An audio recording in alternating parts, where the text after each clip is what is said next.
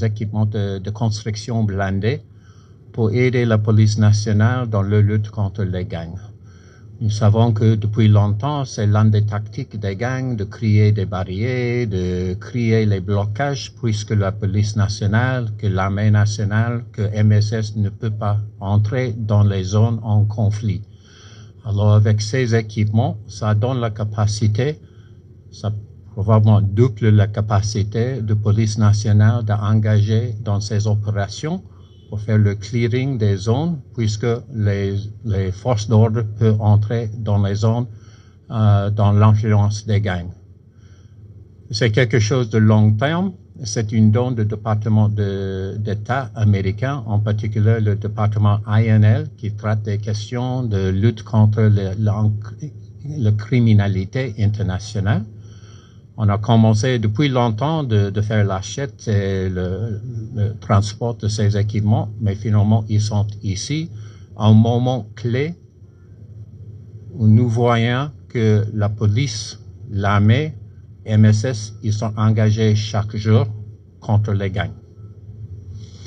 On a continué pendant l'année dernière de renforcer la capacité de MSS qui maintenant, ils sont arrivés à plus ou moins 1000 participants, mais nous n'avons pas jamais oublié l'importance de renforcer la capacité nationale. En effet, le mandat de MSS, c'est de renforcer la capacité nationale contre les gangs. Cette donne, c'est dans ce sens, de renforcer la capacité des autorités haïtiennes de prendre en charge de sécurité de votre propre pays. Messieurs, ce nouveau lot d'équipements que la PNH s'apprête à recevoir ce matin sera d'un apport considérable dans la lutte contre la violence armée des gangs et la grande criminalité transnationale organisée.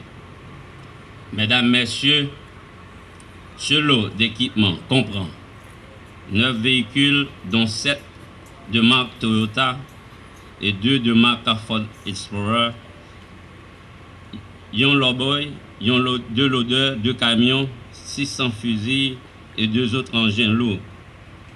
Conscient des nombreux défis de tous ordres auxquels la PNH se trouve confrontée dans son processus de professionnalisation, je ne puis que saluer la qualité de la coopération des États-Unis au profit de la PNH. National d'Haïti vient plus efficace. Son don qui est équivalent à 6 millions de dollars, qui gagne des bulldozers, des lowboys, des têtes camions toutes blindées, qui gagne 9 véhicules parmi lesquels il y a Toyota là-dedans et puis il y a l'autre équipement tout.